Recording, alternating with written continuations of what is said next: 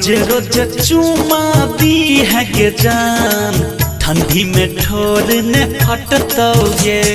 रोज रोज चुमा दी है गे जान, ठंडी में ठोर ने फटतोगे।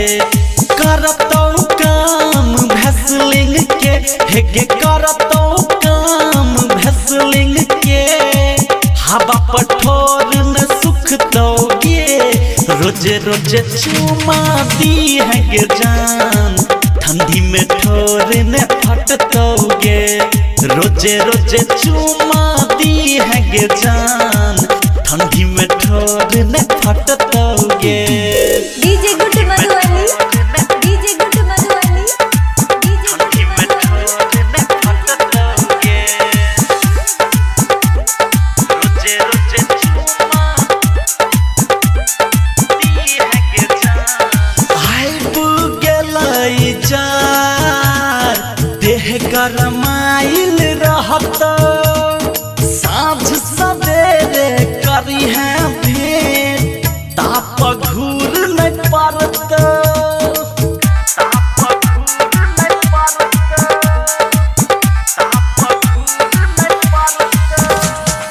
आइब गेलै जार, देह गरमाइल रहत।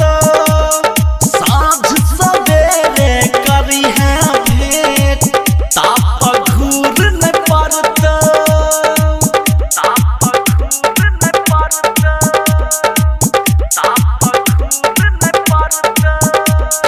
कतनो बहै शीतलहरी गे जान, तोरा पर असर नहीं करतोगे। कतनो बहै शीतलहरी गे जान, तोरा पर असर नहीं करतोगे। करतो काम भैसलिंग के हेगे, करतो काम भैसलिंग के, हवा पठोर न सुख दोगे। रोज रोज चुमा दी है गे जान, ठंडी में ठोर ने फटतोगे। रोज रोज चुमा दी है गे जान, ठंडी में ठोर ने फटतोगे। DJ good Madhubani, DJ good Madhubani, DJ good Madhubani.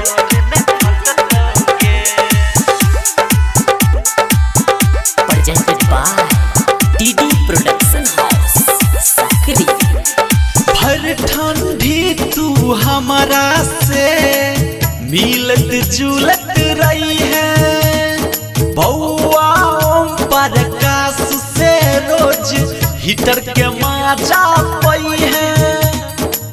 Heater के माजा पई है, हीटर के माजा पई है। भर ठंडी तू हमारा से मिलत जुलत रही है। बउआ ओम प्रकाश से रोज हीटर के माजा पई है। हीटर के माजा पई है, हीटर के माजा पई है। हेगे कहै छौ धर्मवीर धुरंधर गे जान, तोरा ने ठंडी लगतोगे। कहै छौ धर्मवीर धुरंधर गे जान, तोरा ने ठंडी लगतोगे। करतो काम भैसलिंग के, करतो काम भैसलिंग के, हवा पठोर ने फटतोगे।